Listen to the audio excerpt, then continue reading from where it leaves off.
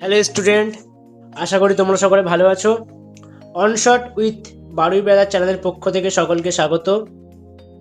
আজ যে দশম শ্রেণীর তিনটি কবিতা আই আরো বেঁধে বেঁধে থাকি, তারপর হচ্ছে সিন্ধু তীরে অস্ত্রের বিরুদ্ধে গান, এই তিনটি কবিতা থেকে কিছু গুরুত্বপূর্ণ প্রশ্ন দেখব মান 3 এবং মান 5-এর জন্য। তো চলো দেখা যাক সেগুলি। মান 3-এর জন্য দেখছি প্রথম প্রশ্ন আছে। তো কবিতার নাম প্রথমে দেখো লেখা আছে আই আরো বেঁধে বেঁধে থাকি। তো মান 3-এর জন্য প্রথম প্রশ্ন, আমাদের মাথায় বোমারু কবিতা অনুসরণে সেই রুদ্ধশ্বাস পরিস্থিতির বর্ণনা দাও। 2 নম্বর প্রশ্ন, আমরা ভিখারি 12 মাস, এই ধরনের মন্তব্যের কারণ কি? এখানে হবে এখানে মিস্টেক আছে লেখাটা, দেখো এখানে শুধু ধরনের লেখা আছে, এখানে হবে এই ধরনের মন্তব্যের কারণ কি। 3 নম্বর প্রশ্ন, ছড়ানো রয়েছে কাছে দূরে, কাছে দূরে কি ছড়ানো রয়েছে? 4 নম্বর প্রশ্ন, আই আরো বেঁধে বেঁধে থাকি কবি এমন আহ্বান জানিয়েছেন কেন? 5 নম্বর প্রশ্ন, পৃথিবী হয়তো বেঁচে আছে এমন সংশয়ের কারণ কি? 6 নম্বর প্রশ্ন, আমাদের ইতিহাস নেই, কে কেন একথা বলেছেন? 7 নম্বর প্রশ্ন, পরপর পাথরের মতো কি, তাকে পাথরের মতো বলা হয়েছে কেন? এবারে আমরা দেখব 5 নম্বরের জন্য কিছু প্রশ্ন। প্রথম প্রশ্ন,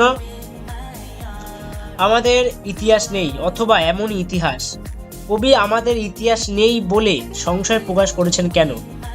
2 নম্বর প্রশ্ন, আমরাও তবে এভাবে এ মুহূর্তে মরে যাব নাকি, এমনটা মনে হচ্ছে কেন? আই আরো বেঁধে বেঁধে থাকি কবিতার বিষয়বস্তু সংক্ষেপে লেখো। 4 নম্বর প্রশ্ন, পৃথিবী হয়তো বেঁচে আছে, পৃথিবী হয়তো গেছে মরে, পৃথিবী সম্পর্কে বক্তার এমন ধারণা কেন, সে বিষয়ে আলোকপাত করো। 5 নম্বর প্রশ্ন, আমাদের শিশুদের সব ছড়ানো রয়েছে কাছে দূরে, কি কারণে শিশুদের এরকম অবস্থা, বিষয়টি স্পষ্ট করো। 6 নম্বর প্রশ্ন, আই আরো বেঁধে বেঁধে থাকি কবি কাদের বেঁধে বেঁধে থাকতে বলেছেন? বেঁধে বেঁধে থাকা বলতে কি বোঝায়? কবি বেঁধে বেঁধে থাকার প্রয়োজনীয়তা অনুভব করেছেন কেন?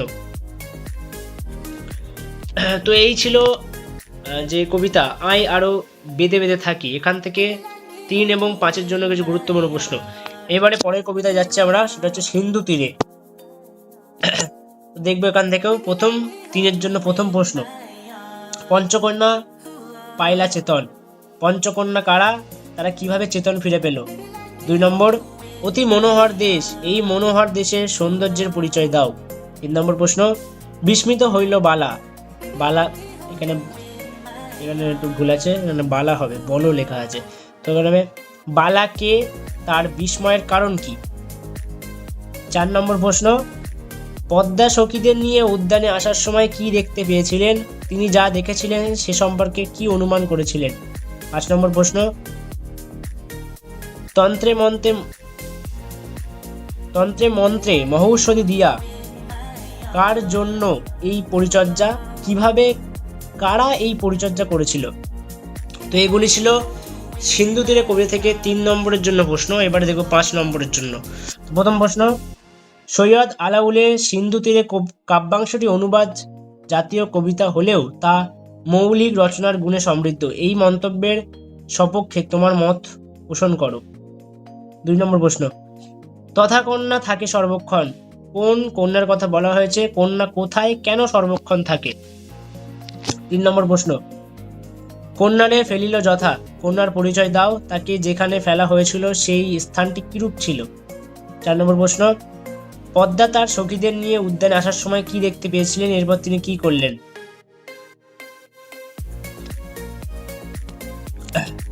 5 নম্বর প্রশ্ন, দেখিয়া রূপের কলা বিস্মিত হইল বালা, বালা শব্দের অর্থ কি, তার বিস্মিত হওয়ার কারণ কি, তাকে দেখে বক্তার কি মনে হয়েছিল?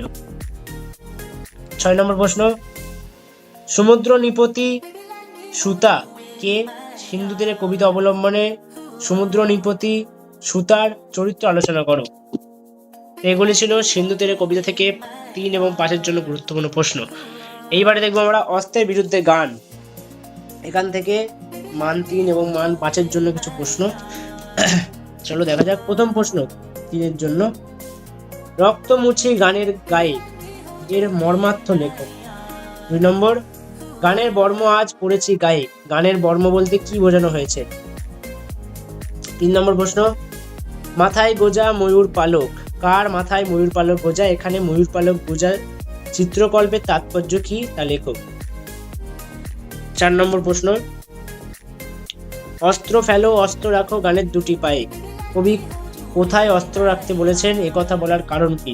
5 নম্বর প্রশ্ন, কবিতায় কবি হাত নাড়িয়ে বুলেট তাড়ায় বলতে কি বুঝিয়েছেন। 6 নম্বর প্রশ্ন, গানের বর্ম আজ পড়েছি গায়ে, গানের বর্ম বলতে কি বোঝানো হয়েছে। তো এগুলি ছিল 3 নম্বরের জন্য প্রশ্ন। এবার আমরা দেখব 5 নম্বরের জন্য প্রশ্ন।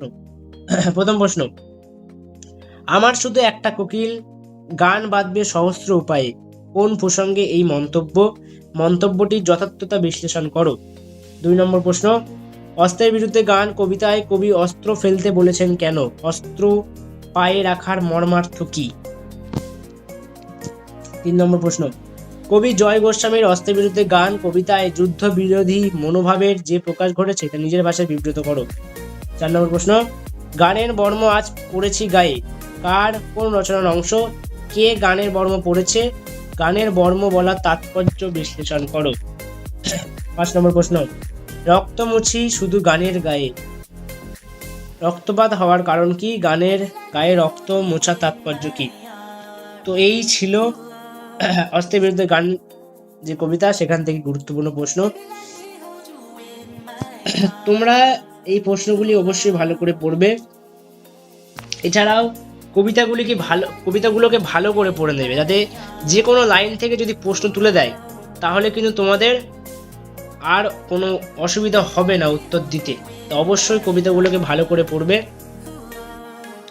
তো আজকের ভিডিওটা এই পর্যন্তই। টাটা সকলকে।